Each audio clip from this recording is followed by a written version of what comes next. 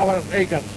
তো তোমার কাছে আমি একেবারে বাদনা বাইটা কাজ করে যদি সবসময় দেই, আমার কাজ নষ্ট হয়ে যাবে। আমি বৃহৎ কাজের জন্য অনেক আঘাত তোমাদের পেতে হবে, বাপ বেটা ঝগড়া হোক। সুতরাং সেইভাবে তোমরা কাজ করবে। আমি কখনো ফাঁকি ঝুঁকি দেই না, ফাঁকি ঝুঁকির মধ্যে আমি নাই। যা করো বলে করো, না করে কোনো কাজ আমি করবো না, পরিষ্কার। একটা লোক হইলে করবো, আমার লোক হইতে যা এই যে করবো না যে একটা জায়গায় ভালো লাগছে ফাঁকি দিয়ে চলে গেল, এই ঠাকুর তা নয়। মেয়ে লোকের বদনাম তো কম পাই নাই। বাচ্চা বয়স ঠিক আছে, 5 বছর বয়স থেকে মেয়েদের বদনাম দিয়েছে আমাদের। অনেক আইছে বালক ঠাকুর দেখে গিয়ে অনেক মেয়ে খেয়ে থাকে। হ্যাঁ, এবার দেখে 7 বছর বয়স, হ্যাঁ এবার কি শুনলাম। সুতরাং এই 7 বছর 14 বছর বয়স আমার 3 বছরের মাইয়া। আর যখন আমার 28 বছর বয়স, তখন হলো 14, 15, 16, 17 বছর। অনেক ঝঞ্ঝট নিচ্ছি, অনেক মেয়ের বদনাম নিচ্ছি, অনেক কিছু নিয়েছি। আরে নিমু বেটা সে নিতে পারে যারা আছে, নিমুর সাথে কি আছে? আমি ভয় পাওয়ার কি আছে? ভয় পাওয়ার কি আছে? যেই বেটারা বলে অনেকে যে কাম কাঞ্চন নাই, কাম করবো না, আমি কারো দিয়ে টাকাই না, দেখো তখন শয়তানের বাসা বিক্রি দিতে মেরে, শয়তানের বাসা তার মধ্যে। এই ঠাকুর সেগুলি পাবে না, এই ঠাকুর ঠিক বলে দেবে। যারা ভালোবাসো ভালোবাসি বলো, আমি ভালোবাসি, দেখতে বেটাই ভালোবাসি, তাতে কি আছে? তাতে আমার গুরুগিরি রেবো গিয়া? যেই দেশে বিবাহ করলে যদি গুরুগিরি জায়গা, বাচ্চা হইলে গুরুগিরি জায়গা, ভগবানত্ব জায়গা, তাহলে তোর শ্রীকৃষ্ণের বাচ্চা আছে, শ্রীরামচন্দ্রের বাচ্চা আছে, বুদ্ধের বাচ্চা আছে, তাহলে সবগুলো গেছে, এগুলো কিছু না? কার বাচ্চা না আছে? ওগুলো ওই সমস্ত বাদ দাও, এই প্রসঙ্গে আমাকে নাই। তোমাদের এইসব প্রসঙ্গে না। কোন মেয়ে গেল, কোন কি গেল, এগুলি তো সব খুচরা কথা। এগুলোর সঙ্গে যে দেবতার দেবদর্শনে ধর্মের কি আছে? তোমরা নিজেরা গুছিয়ে চলবে, নিজেরা সন্ন্যাসে চলবে, আদেশ প্রদান চলবে। যা বলবো, যারা নিয়েছো কানে তারা আটকে গেছো। সুতরাং যারা আটকে গেছো, তখন আমার হাতে বাপ বেটা মায়ের বাবু হয়েছে, মাও হয়েছে, আচ্ছা করে দেবো। তখন আর কোনো খাতির বাতির চলবে না, ধৈর্য ধরে সদানি গলে দুষ্টমি করে পারবো। সুতরাং আদেশ যা করবো, তোমরা এক কথা বলো যে সময়কালীন আক্রমণকারীদের বিরুদ্ধে যখন আক্রান্ত হব আমরা, তখন আমরা সবাই একত্র হয়ে তার প্রতিকারে নামতে পারবে কিনা বলো। আমাদের কি করতে হবে না করতে হবে তা আমরা জানি না, অবস্থা অনুযায়ী আমাদের ব্যবস্থা করতে হবে। বন্ধু ছিল, তাই অবস্থা অনুযায়ী ব্যবস্থা আমরা যেন প্রস্তুতি নেবা, বুঝলা?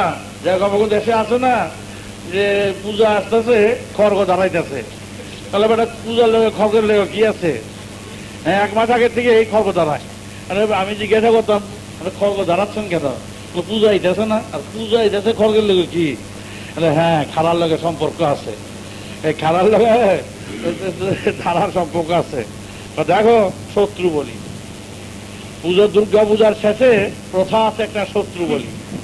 সবাই মিলে, বুঝলে, এই কচু পাতার মধ্যে চাউল বেটে পিঠালি বলে এটাকে, পিঠালি দিয়ে এরকম একটা শত্রুর চেহারা আঁকে, বানায়। তারপরে এই যে বড় কচু পাতা আছে, এই দুইটা কচু পাতা, একটা কচু পাতা এটাকে রাখে, আর একটা কচু পাতা ঢাকে, ঢেকে ওই কাঠগোড়াতে থাকে, কাঠগোড়া উঠিয়ে ফেলে দিয়ে ওই বেদির উপরে ওই শত্রুটা, দেশের শত্রু, জনের শত্রু, ভিতরের শত্রু, বাইরের শত্রু, ওইটা রেখে দেয়। এইভাবে মূর্তিটা তৈরি করে।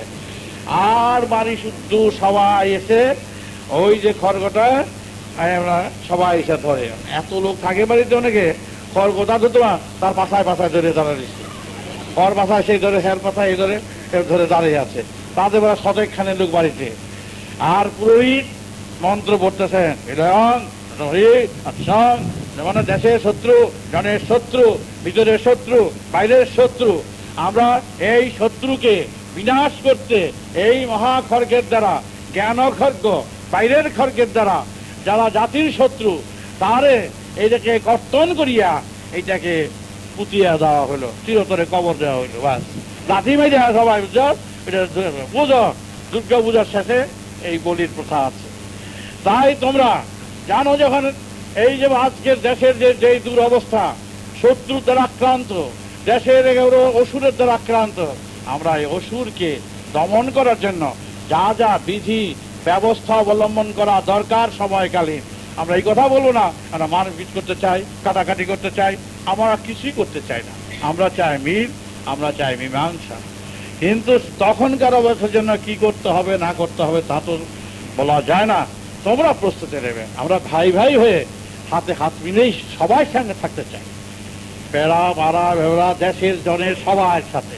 তাই তোমরা সেইভাবে আজকের মার্চ, আজকের সংগঠন, আজ এই কোটি কোটি ভাইদের স্মরণ করো। প্রত্যেক ভাইদের কাছে জানিয়ে দাও তোমাদের এই বার্তা, জানিয়ে দাও তোমাদের আদর্শ, যে সব শাখার ভাইরা এক ভাই, এক আত্মা, এক সুর, মনে রেখো। আর তোমরা কর্মের পথের গান, যে গান আছে সেইভাবে সেই আদর্শে তোমরা চলবা। আর মহাকাশের মহানাম রাম নারায়ণ রাম গান গাইবে। আজ যারা আসছো দূর থেকেই আশীর্বাদ করছি। তোমরা হাত জোর করে, আজকের মার্চ করছো তো তাই আজকের উপরে আর আসা দরকার নেই। এইখান থেকে তোমরা হাত জোর করো, হাত জোর করে বলো বিশ্ব প্রগতির সুরের কাছে যে আমরা এক সুরে থেকে অসুর যেন কে দমন করতে চাই। আমরা সুরের মাধ্যমে অনন্ত সুরে পৌঁছে যেতে চাই। আমরা যে সুর পেয়েছি, যে গান পেয়েছি, যে তান পেয়েছি, এই সুরের সাহিত্যে সুরের সাথী হয়ে মহাকাশের মহাসুরের সুরধ্বনির সাথে যেন যুক্ত হয়ে পরম আনন্দে পরম সুরে যেন পৌঁছতে পারি। দেব দেবতা আছেন কি নেই তোমরা আমরা জানি না, বলো দেব দেবতা আছে কি নেই তা আমরা জানি না, কি আছে কি নাই তা আমরা জানি না। আমাদের পরম পিতা জানিয়ে দিয়েছেন এই সুর থেকে সৃষ্টি, সুর থেকেই লয়, সুরের মাধ্যমেই আমাদের পথ, সুরেই আমাদের লয়, সুরেই আমাদের আরম্ভ, সুরেই আমাদের গান। সেই গানের মাধ্যমে আমরা মহাকাশে পৌঁছতে পারি। তাই পথিক আমরা, যাত্রীক আমরা। আমরা অন্য কিছু জানি না, অন্য কিছু বুঝি না। ভগবান আছেন কি নেই তা জানি না, কেউ দেখেছেন কিনা তা বুঝতে পারছি না। যাহা জানি না সেই পথ মারাবো না। আমরা সেই পথের পথিক হব, যাহা জানবো, যাহা বুঝবো, বুঝতে বুঝতে যাব, সেই পথের পথিক আমরা হব। তাই গুরুগত প্রাণ হয়ে, গুরু আজ্ঞা বহন করে, নির্দেশ বহন করে, সবার সাথে সবার ভুল বুঝাবুঝি সব নষ্ট করে আমরা এক আত্মার হয়ে, এক মায়ের গর্ভজাত সন্তান হয়ে আমরা একই সুরে, একই ধ্বনিতে, একই বেদের সুরে, বেদের ধারায়, বেদের মতে, বেদের পথে পথিক হয়ে, যাত্রীক হয়ে আমরা এক হয়ে চলব। আর আমরা সংসার ধর্ম পালন করব। মা বাবা, ভাই বোন, আত্মীয় স্বজন যারা যেখানে আছে তাদের সেবা যত্ন একটা আমাদের অঙ্গ। তাদের দুঃখ দেব না, অযথা সন্দেহ করব না, অযথা নেশাবান করব না, অযথা অশান্তি করব না। ঘর রক্ষা করে আমরা এই কাজ করব। কারো থেকে ধর্মের নামে পয়সা রোজগার করব না, ধর্মের দোহাই দিয়ে চলব না। আমরা সেই প্রকৃতির নীতির সন্তান, প্রকৃতিগত হয়ে প্রকৃতির পথে মতে আমরা চলব। আমাদের গান বেদের গান, আমাদের তান বেদের তান, আমাদের সুর বেদের সুর, আমাদের ধারা বেদের ধারা, আমাদের পথ বেদের পথ, আমাদের মত বেদের মত। সুতরাং যেখানে ভেদাভেদ নাই আমরা সেইভাবে চলব। এক ভাই, এক প্রাণ, এক হয়ে একত্রিত হয়ে আমরা সবাই থাকব। মনে থাকবে? তোমরা মনে রেখো। পরিশ্রম করার আমার আর সময় নাই, সময় আর আমি করতে পারছি না। তোমরা আমার কিছু বক্তব্য নাই। আমি মা হয়ে বলছি তোমাদের কাছে, বাবা হয়ে বলছি তোমাদের কাছে, প্রাণের হয়ে বলছি তোমাদের কাছে, আমার দেবার বচন আছে একমাত্র স্নেহ আর প্রেম। তোমরা এই নিয়ে তোমরা এগিয়ে চলো। নিজেদের মধ্যে ঝগড়া বিবাদ করো না, নিজেদের মধ্যে অশান্তি করো না। এক শিকলের বন্ধনে সবাই একত্রিত হয়ে তোমরা এগিয়ে যাওয়ার পথিক এগিয়ে চলো। গান গাইবে রাম নারায়ণ রাম। তাই তোমরা আস্তে আস্তে করে একত্র হয়ে আবার প্রশাসন নিয়ে তোমরা এগিয়ে চলো। অন্য কোনো রকম কোনো স্লোগান দেওয়ার প্রয়োজনীয়তা নাই, শুধু কর্মের পথের গান গেয়ে যাও, তাই যথেষ্ট। কর্মের পথের গান তো জানা আছে নাকি? আর যারা জানো 5 জন গেয়ে যাও, এইটা গেয়ে যাও। আর যারা তোমার যদি দীক্ষা দেওয়ার থাকে শুধু তারা শুধু ওখানে বসে দেখো, পরে এসে নিও, আগে প্রজেকশন ফিরিয়ে যাও। গান গাও, কর্মের পথে চলো, গাও।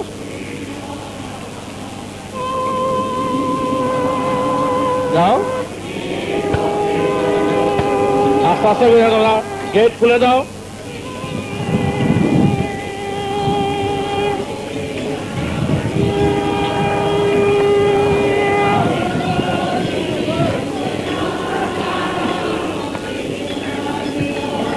হ্যাঁ, এটা নিয়ে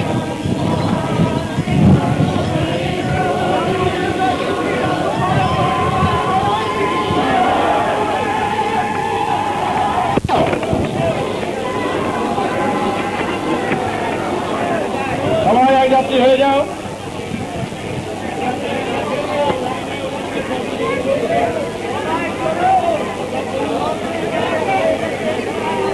সবাই একত্র হয়ে যাও। যারা দর্শনার্থী আসছো তারা একত্র হয়ে যাও আজ, কারণ অন্য দর্শন পাইনি এখন, তাই এই ভাইদের সাথে একসাথী হও। একমাত্র দীক্ষা যারা নেবে তারা সেই কয়জন যেন থাকে, তাদের সাথে আত্মীয় যারা তারা থাকতে পারবে।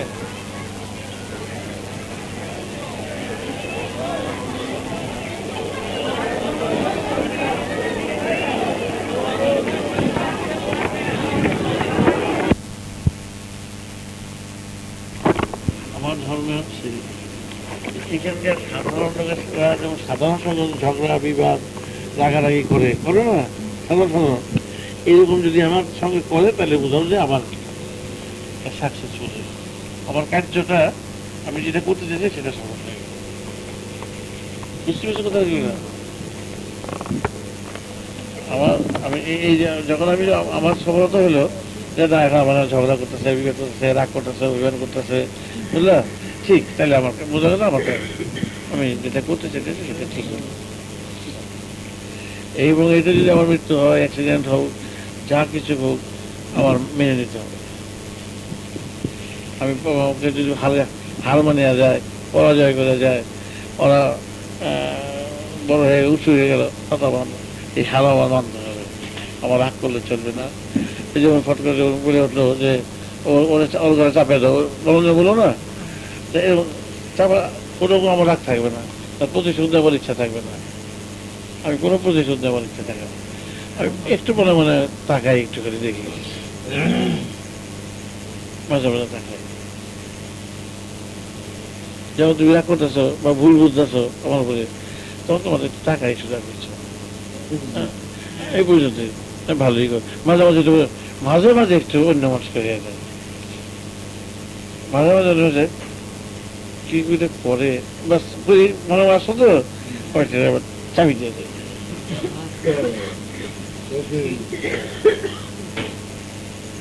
তোমাদের আমাকে কখনো যদি আমি একটা সময় পাই, একটা বিদেশি দেখবা আইন আমি বসাবো তোমাদের কাছে, কিরকম করে ওরা আমারে, তখন দেখে তারপরে তোমরা আমার সাথে মিশতে পারবে না।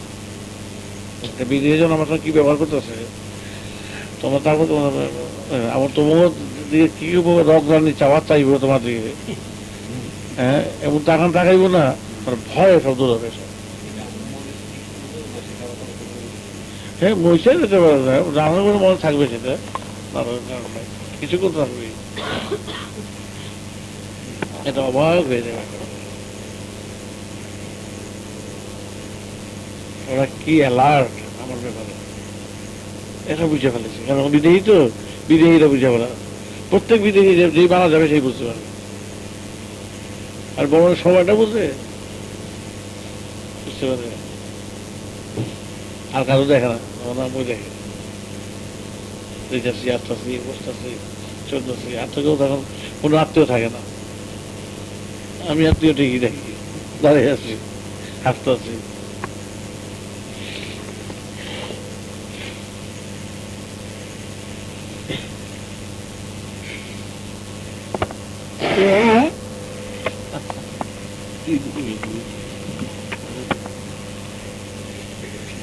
আমার উদ্দেশ্য হলো যে তোমাদের এত আমি সাবমিসিভ হয়ে থাকি, নত হয়ে থাকি সবার কাছে, কেন একটু তোমরা বড় হও, বড়াও, সুযোগ সুবিধাতে বড় হতে পারো, কেন অন্তর্জমিত কারো নাই, সুতরাং সেইখানে এইভাবে চলতে হবে। অন্ধের কাছে আমি ছবি দেখে তার আমার লাভ নাই। ব্লাইন্ড যারা তারও যে এই যে সুন্দরটা ছবি, ছবিটাই শুনলো নাম, সুন্দরটা শুনলো, কি দেখতে পারলো না, বুঝলো না?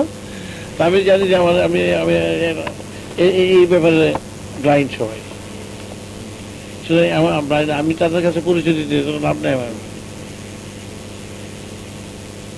পরিচয় দিতে বুঝতে পারবে না, পরিচয় দিতে হচ্ছে না। সুতরাং ব্লাইন্ডের কাছে ব্লাইন্ডের মতন কথাবার্তা চাওয়া, আমি শুভ পজিশন নেওয়া বা একটা বাহাদুরি নেওয়া বা একটা বড় কিছু হওয়া, বড় কিছু ভাবায় দেওয়া, এই আমার সময় নষ্ট, কোনো কারণ নেই, কোনো প্রয়োজন নেই। আমাদের কাছে ভালো পোশাক করে বলছে বুঝলে, দামি পোশাক করে খিরা আংটি বলে একটা স্বাস্থ্য রাখাইয়া দেখা তো কি সুন্দর, হ্যাঁ এটা চলে যায় না, সেই যাবি লাভ কি? আমি তোমাকে সাজবো কি হিসাবে সাজবো, কেন সাজতে যাবো? তুমি সাজলে বুঝবো না, না তুমি শুধু না বুঝতে পারো, তাদের যতটা বাড়ি কাজ করে দিয়া পয়সা হয়ে যাবে, যা পারি বাধ্যবাধকতা না, আমার নিতে হবে বা কাজ করতে হবে বা আমার পথ দেখাতে হবে, বাধ্যবাধকতা কিছু না, খুশি শীতে যা তোমরা করা প্রয়োজন করে দেওয়া।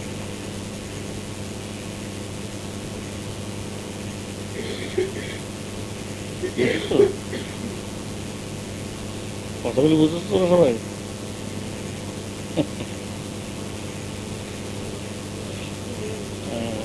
মানে ছাড়তে পারে না তো, প্রচুর না সবাই সবাই দিয়ে দেখে আমরা চান করতে আমার করতে পারে, তারা তো উপায় নাই। তোমাদের বুঝেই ভালো তো মুশকিল হয়ে যাবে, বুঝবো না তো, বুঝানোর মধ্যে নাই। হ্যাঁ বুঝানো পর্যন্ত সেবা, বুঝিয়ে দিয়ে কাজ করার মতন অবস্থা নাই। খালি ইতিহাসটা বুঝে চুপ করে বসে থাকবে, ভিডিওটা দেখবা, কাজটা দেখবা, ডিউটি দেখবা, কিরকম দেখবা, ব্যাস। তোমরা জন্ম নিচ্ছি, আমিও জন্ম নিচ্ছি, আমার জন্মের ইতিহাস দেখবা, তোমার জন্মের ইতিহাস দেখবা, আমার জন্মের কাজগুলো দেখবা, তোমার জন্মের কাজগুলো দেখবা, তা দিয়ে যত আইডিয়া করে নিয়ে চলে বেরিয়ে যাবে। তার চেয়ে বেশি কিছু বুঝে দিলে বোঝার উচিত আমাদের না, তোমাকে আরো বুঝে যাবো আমি তোমাকে, তোমার তো বোঝানোর কোনো আমি তো দায়িত্ব নাই আমার, তোমরা বুঝাই দেবো আমি শুধু, তোমাদের জন্মের সাথে আমার জন্মের ডিফারেন্সটা আর কিছু না।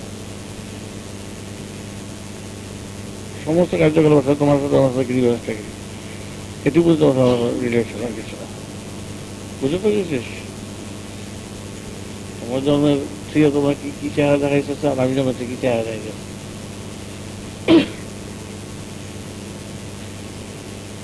আমি শিশু বয়সে ঠিক একই শব্দ ভাষা রয়েছি, বুঝো না? আমি একভাবে হয়ে গেছি।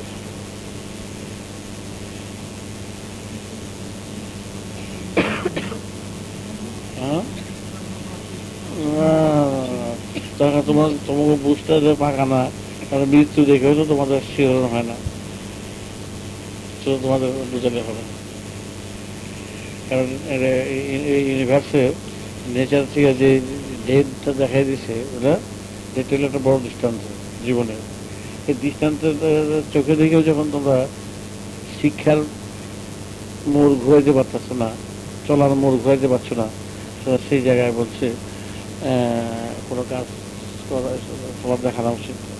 যদি মৃত্যুর ওর মূল্যটা তোমার দিতে পারতা, বুঝলা, তাহলে তোমাদের কাছে আমি কিছু খুঁজে পেতে পারতাম। কারণ তোমার মূল্য দাও মুখে মুখে, তুমি যে মরবে এই কথাটা বলো মুখে মুখে, কিন্তু ভিতর থেকে সুরের থেকে আসতেছে না।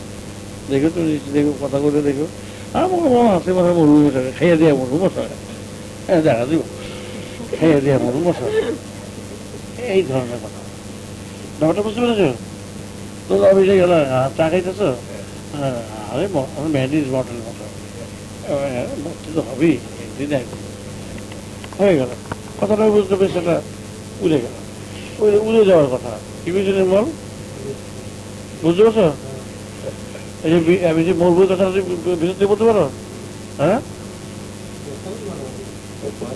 আচ্ছা, হয় না। আর এই সেটা আছে না, সেই সুরটা আছে না। যেমন যতটা ওয়ারান বেরিলে যতটা ঠিক দিতে হও, হ্যাঁ, পুলিশ এলে যত দিতে দেবে, তার চেয়ে বেশি দিতে না। কি কিছু বলছো? আর যে পুলিশ যাইব যতটা দুশ্চিন্তাগ্রস্ত, ওয়ারান বেরিয়ে গেছে গিয়া, পুলিশ আসবে ওয়ারান বেরিয়েছে তোমার নামে, যতটা দুশ্চিন্তাগ্রস্ত, মৃত্যুরা তো চেষ্টা করতে না।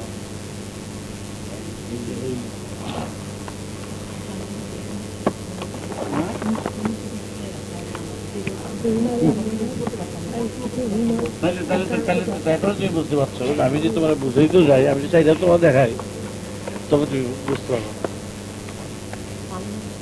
না। সেটা সেটা এটা তো তোমাদের ব্যাড লাক বলে, এটাকে একটা মানুষের বলে না ব্যাড লাক, তোমার করো না, একটা ওয়ার্ড ইউজ করো না, এইটাই তোমাদের ব্যাড লাক।